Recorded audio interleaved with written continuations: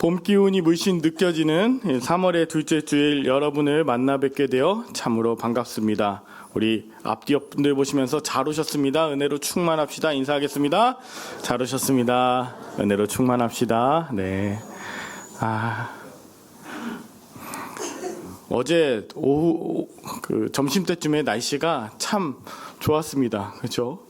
어떤 분들은 반바지를 입고 다니시기도 하고요.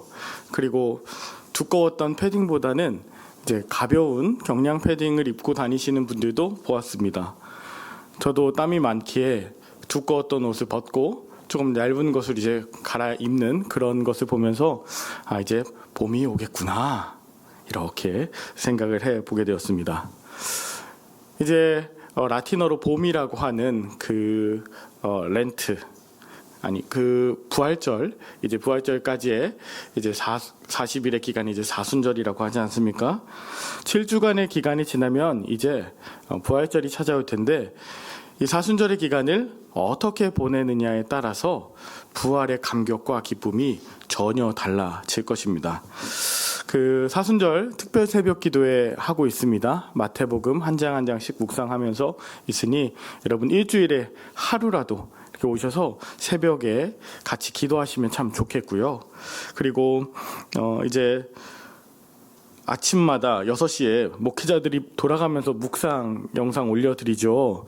어떤 분들은 목소리를 이렇게 깔기도 하고, 어떤 분들은 할렐루야 이렇게 하기도 하고, 여러분들 6시에 올려드리는 그 묵상집 영상을 통해서 묵상하시면서 사순절을 보내셔도 좋을 것 같습니다. 또 어떤 분들은 구역별로 나누어드린 성경 필사, 저는 30분 만에 할 줄 알았는데요. 30분보다 조금 더 걸리더라고요. 저는 벌써 하루치 다 쓰긴 했습니다. 쓰시면서 한 글자 한 글자에 좀 정성을 들여서 쓰시는 그런 시간을 가져보시면 전체 분량으로 따지면 1시간 반 정도 이제 쓰시면 되거든요. 근데 그것을 보면서 말씀을 가까이 하시고, 또 7주간 우리 탄소 금식 진행하고 있지 않습니까? 이번 주는 이제 플라스틱 사용 줄이기인데, 지난주 같은 경우 이제 기후 위기 관련한 영상을 올려드렸어요. 영교식 기후 위기. 좀 그거 보고서는요, 10대 애들이 아시아에서 이제 물에 잠겨가는 지역에 사는 아이들이 얼마나 마음에 위기감이 들까, 이것을 공감하게 됐습니다. 저희 아이들이 저렇게 기후위기로 인해서 어려움을 당하는 그런 세상에서 살게 될 것에 대해서 가슴 아프면서, 나는 무엇을 돌이켜, 무엇을 회개하여 부활의 기쁨을 맞을 수 있을까 생각해 보게 되었다는 것이죠. 사순절은요, 부활절 전에 7주 동안 한 가지씩 변화하고 바뀌며 회개해서 돌이키는 기간입니다. 그저 주님의 고난, 내 고난, 너무 슬픕니다가 아니라, 그렇다면 우리는 어떻게 변화된 삶을 살 것인가, 이것이 사순절에 저와 여러분들이 행해야 되는 자세인데요. 오늘 본문 사도행전 2장을 통해서 예수님께서 약속하신 성령이 임하는 그 장면, 그것도 너무 중요하지만 그로 인해서 변화된 제자들의 삶, 그것은 우리가 어떻게 사순절을 지내야 되는지를 알려줍니다. 오늘 성령이여 임하소서라는 제목으로 3가지 함께 은혜를 나눌 때 여러분에게 성령이 임하고 또 어떻게 임하시는가에 대해서 다시 한번 깨닫고 변화받는 이 시간 되길 축원합니다. 먼저 우리가 좀 생각해 볼 것은 성령이 위로부터 임했다. 위로부터 임한 성령입니다. 본문 1절을 보시면 오순절 날이 이미 이르매로 시작합니다. 이스라엘에는 3대 절기가 있었습니다. 무교병을 먹으면서 출애굽한 것을 기억하는 유월절, 그리고 그 유월절로부터 7주가 지난 77절, 혹은 그때를 이제 오순절이라고 부르기도 하고, 보리를 추수하는 때라서 맥추절이라고 부르기도 합니다. 그리고 이제 10월 정도의 장막절 또는 초막절, 거두어들인 것을 저장하는 수장절. 그래서 노란색으로 표기되어 있는 6월절과 77절, 장막절, 이 3가지를 하나님께서 지키라고, 출애굽의 역사를 기억하라고 하시면서 하나님께서 말씀하셨습니다. 출애굽기 23장 14절에서 17절까지 보면 무교병의 절기를 지켜라. 저거는 유월절이죠. 매년 3번 4개의 절기를 지키는데 무교병의 절기 유월절과 또 맥추절이라고 나오는 오늘 오순절 또는 칠칠절, 그리고 마지막 수장절이라고 하는 초막절, 추수감사절 같은 것을 지켜라. 그리고 맨 마지막에 이제 보면 17절 마지막에도 네 모든 남자는 매년 3번씩 주 여호와께 보일지니라. 1년에 3번 주님 앞에 나와서 몸을 보여라 라고 했던 그 절기 중에 하나가 바로 오늘 오순절, 또는 칠칠절 또는 맥추절이라고 하는 이 기간이었습니다. 1년에 3번은 꼭 하나님께 몸을 보이라고 했었기 때문에 이스라엘 전역과 세계 곳곳에 흩어져 살았던 디아스포라 유대인들은 예루살렘 성전으로 모였습니다. 유대 역사가 요세푸스는 약 200만 명 정도가 예루살렘에 와서 하나님께 제사하고 그렇게 방문했을 거라고 기록을 하는데요. 그런 오순절이 다가왔을 때 있었던 일입니다. 그들은 보니까 다 같이 한 곳에 모였습니다. 이 다 같이 한 곳에 모였다고 하는 것을 많은 사람들은 마가의 다락방에 모였다, 그리고 1장과 연결해서 모여서 기도하고 있었다라고 하는데요. 1장과 2장을 분리해서 똑같다고 생각하지 않고 그 모여서 기도했다고 하는 사도행전 1장 14절의 내용 그 사이에도 벌써 마띠아를 선출하고 시간도 10일이나 걸리지 않았습니까? 단순하게 다 같이 한 곳에 모였던 일을 모여서 기도하고 있었고 마가의 다락방에 있었다라고 하기보다 지금 어디에서 있었냐, 이 사건이 어떤 학자들은 예루살렘 성전 안에서 있었다고 이야기합니다. 왜냐하면 그들에게 성령이 임해서 그들이 방언하는 것을 거기 모든 사람들이 봤기 때문에 폐쇄된 마가의 다락방이 아니라 공개된 예루살렘 성전 안에서 성령 강림 사건이 있었다라고 이야기하기도 해요. 중요한 건 마가의 다락방이다 아니면 예루살렘 성전이다가 아니라 더 중요한 건 바로 이때 있었던 상황인데, 이것은 예수님께서 말씀하신 것처럼 요한은 물로 세례를 베풀었지만 너희는 몇 날이 못 되어 성령으로 세례를 받을 거야. 그러니까 예루살렘을 떠나지 말고 그 약속하신 것을 기다려 성령으로 세례를 받을 거야. 거기에서 있었던 사건이 바로 성령 세례 사건이라는 것입니다. 예수님의 말씀대로 진짜 제자들에게 오늘 성령이 임했어요. 어떻게 있었냐면, 이게 제일 중요한데요. 호련히 2절입니다. 하늘로부터 임한 것이죠.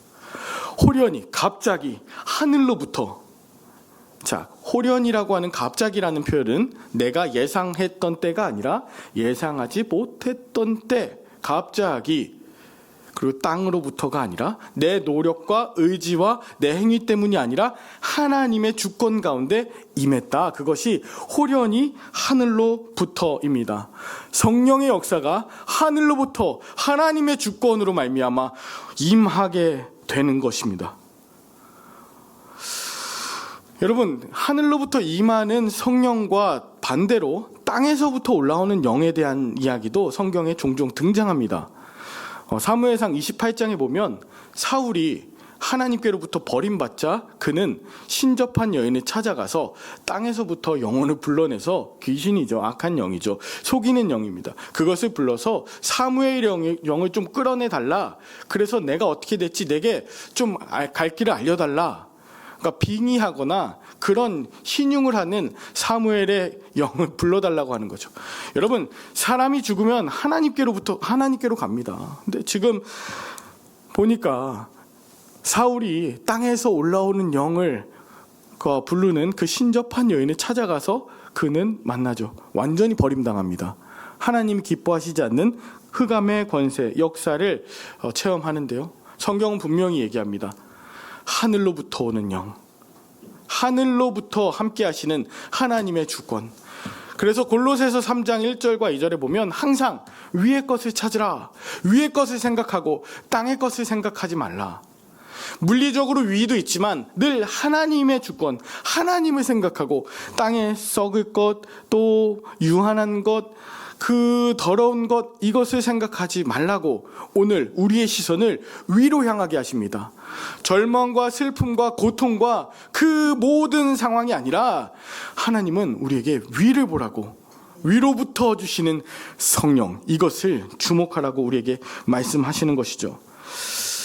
그래서 우리 그리스도인들은 우리의 마음과 생각을 늘 위로 향해야 하는데, 높은 곳을 지향해야 되는데, 이 높은 곳을 지향하는 것은 바로 자신이 얼마나 낮은 곳에 있는가를 인식하는 데서부터 가능해요.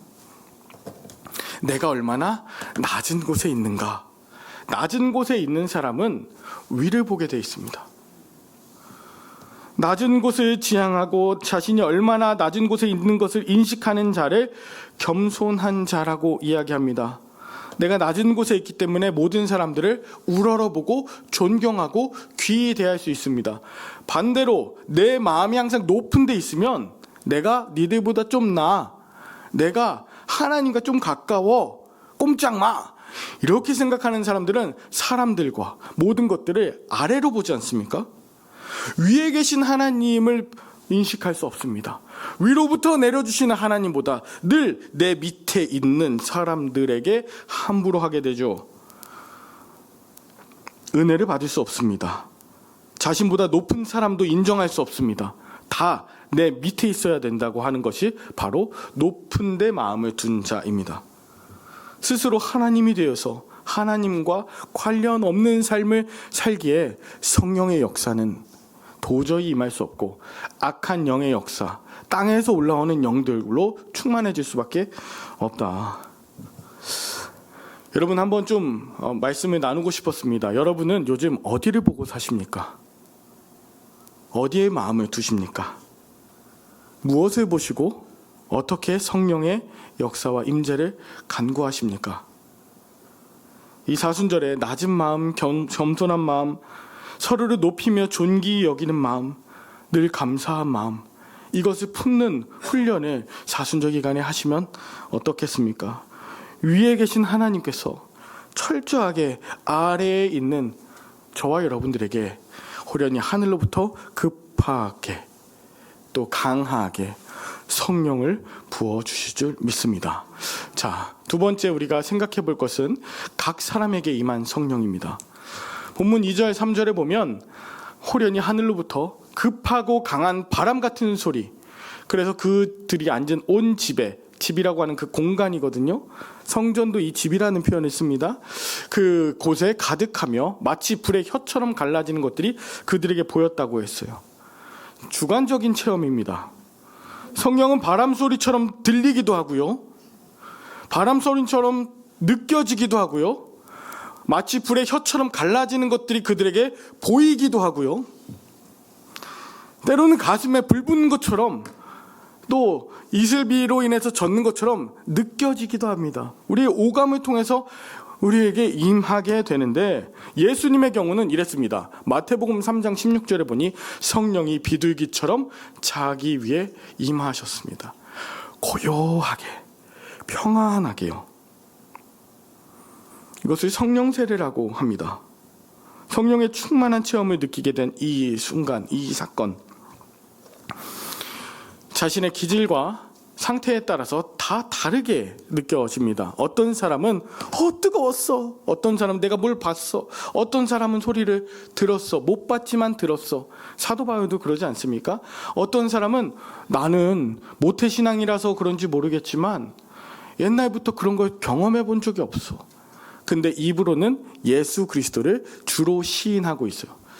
주님의 영이 함께 하기 때문에 가능한 것입니다. 자, 그렇게 사람마다 다르게 성령이 임하게 되는데, 오늘 본문 속에 성령 임재 사건을 특별히 불로 표현한 것은 이것입니다.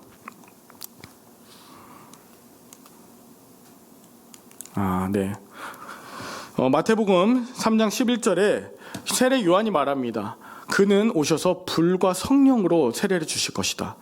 불과 성령이라고 할 때 불과는 카이라고 하는데, 헬라어 카이는 불과, 나눌 수도 있지만 불 같은 성령이란 뜻이에요. 그래서 약속하신 그 불 같은 성령이 오는데, 이 불 같은 성령의 특징이 무엇이에요? 많은 것을 살라버려요.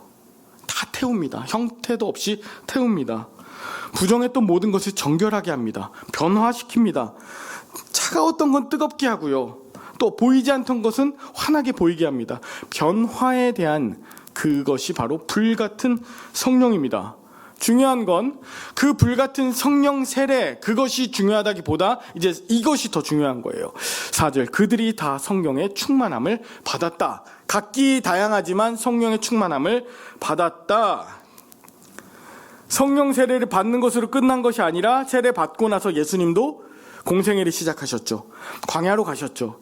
제자들도 성령 세례를 받은 이후에 이제 공생애가 시작되는 것이죠.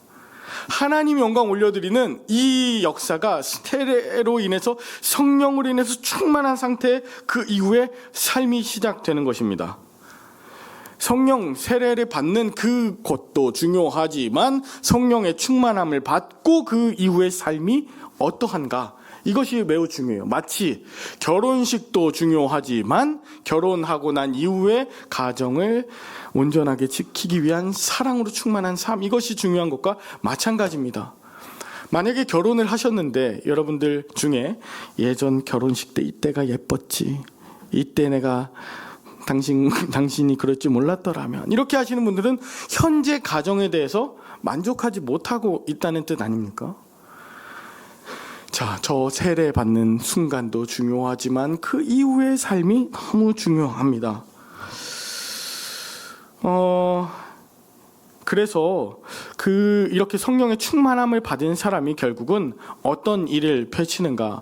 오직 성령의 열매는 사랑과 희락과 화평과 오래 참음과 자비와 양성과 충성과 온유와 절제의 9가지 열매를 풍성하게 맺는다. 그러니 너무 성령 받는 그 성령의 그 뜨거움이나 차가움이나 고요함이나 그 신비스러운 그 체험보다 그 충만한 삶을 우리 통해서 열매를 맺어가길 원하시는 것, 결국 이것 때문에 그 신비한 체험들이 처음 있는 것이거든요.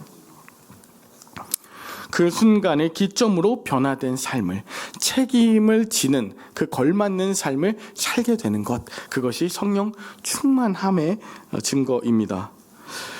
그들이, 성령 받은 자들이 담대히 주님을 전하게 돼요. 이후에 보면, 그리고 성령의 역사로 그 열매로 정말 살아가게 됩니다.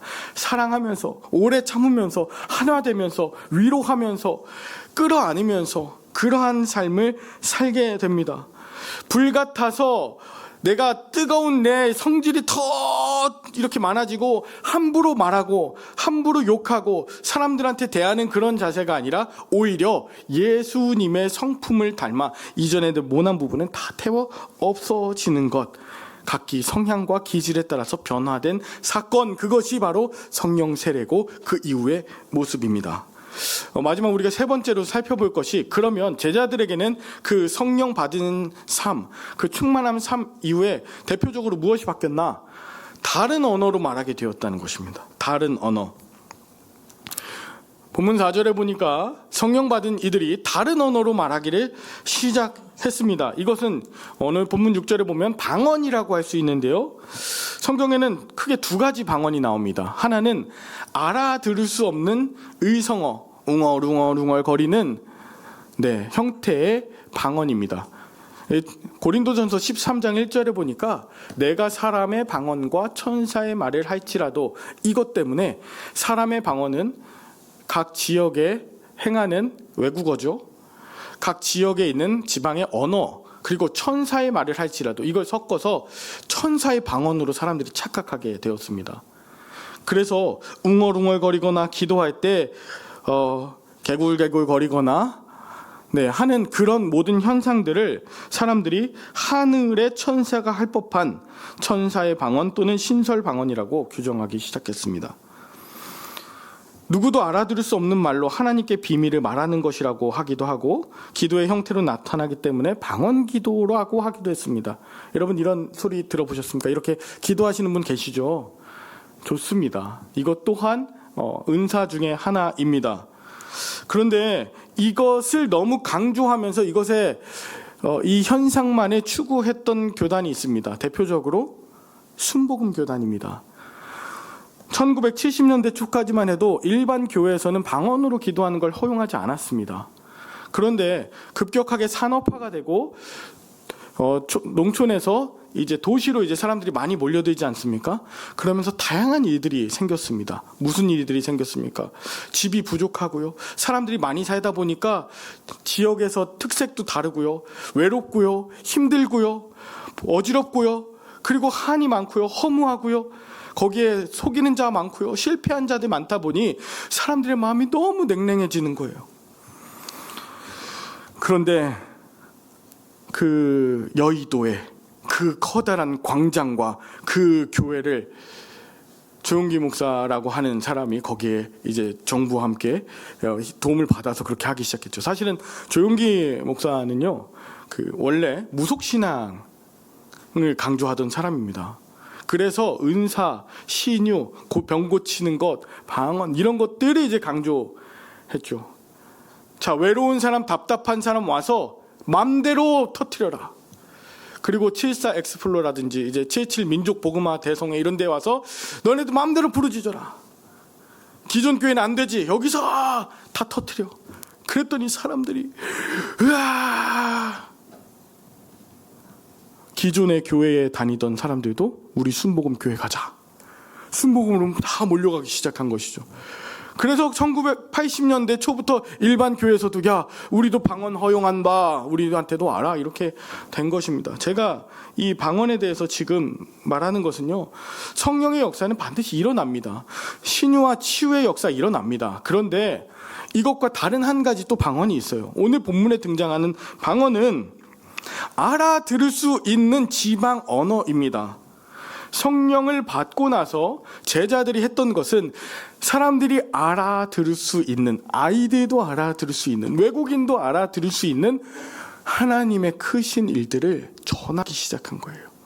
목숨을 걸고 시작한 거예요. 하나님께서 나를 어떻게 구원하시고 어떻게 역사하셨는지를 더 이상 두려워하지 않고 이야기하게 됐다. 그것이 다른 언어, 즉 방언입니다. 사도 바울은요, 방언을 말하는 자는 자기의 덕을 세우고 예언하는 자는 교회의 덕을 세우니 예언을 해라.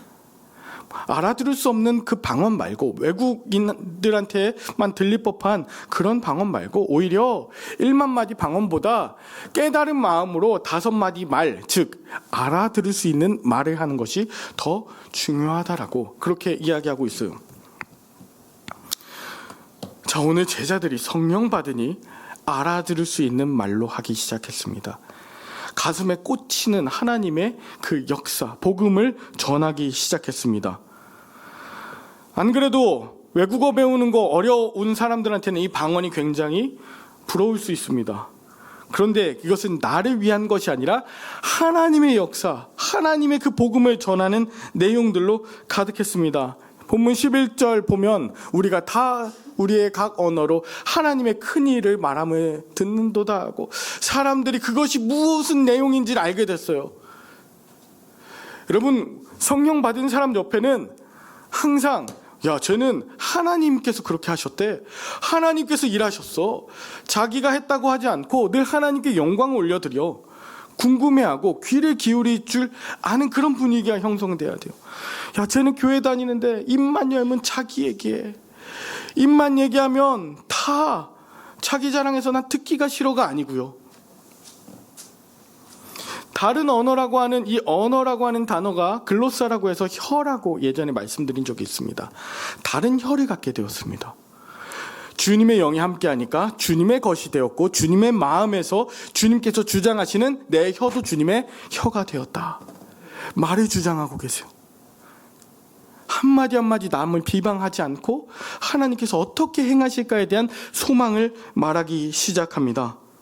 또 하나, 오늘 제가 묵상하면서 제자들이 가진 다른 언어는 보이지 않는 언어입니다. 들리지 않는 언어예요. 바디랭귀지입니다. 보이는 언어, 죄송합니다. 보이는 언어. 바디랭귀지고 제스처입니다. 표정과 손짓과 말하지 않아도 끌어안아주는. 그래서 어떻게 저 사람들이 저렇게 변했지? 어떻게 하나님의 그 사랑을 내가 느낄 수 있지? 이게 다른 언어입니다. 눈빛과 손짓 동작 하나하나가 또 수많은 말보다 말없이 묵묵하게 행하는 삶과 따뜻한 그 태도가 변화된 것, 그것이 성령의 역사이자 열매로 드러나게 된 것입니다. 완전히 주님의 증인이 된 것. 여러분, 이것을 우리가 좀 사모했으면 좋겠어요. 정말 사모했으면 좋겠어요. 사순절에 아무런 변화가 없다면, 부활절에 그 변화된 삶으로 주님 앞에 나아가지 않는다면 또 내년에 또 기다려요? 여러분, 작은 것부터, 내 입술부터, 내 기도부터, 내 삶의 태도와 자세를 하나씩 돌아보고 주님의 것으로 변화받는 이 사순절 기간이 되었으면 좋겠습니다. 말씀을 마무리하고자 합니다. 오늘은 사순절 첫째 주일이자 청년주일입니다. 예수님은 30살 즈음에 공생애를 시작하셨어요. 청년이셨습니다. 베드로를 비롯한 모든 제자들은 예수님보다 나이가 어렸습니다. 예수님과 함께 공생애했을 때 베드로만 성인이었어요. 성전세를 내는. 나머지는 10대로 봐도 돼요. 예수님께 성령을 받았던 그 당시에도 대부분 이 10대 후반에서 20대 초반이었을 거예요. 청년의 때라는 것이죠. 사도 바울도 다메섹 도상에서 예수님 만나서 변화됐던 그 성령 세례 받았던 그 순간이 사울이라고 하는 청년의 발 앞에 스데반의 옷을 두니라 청년이었습니다. 종교개혁가들도 보니까 20대, 30대 우리나라 복음을 전하러 왔던 그 수많은 복음 전해준 사람들도 다 20대 아니면 30대 청년들이었습니다. 독립운동을 했던 선조들도 마찬가지죠. 10대 후반, 20대 청년들이었습니다.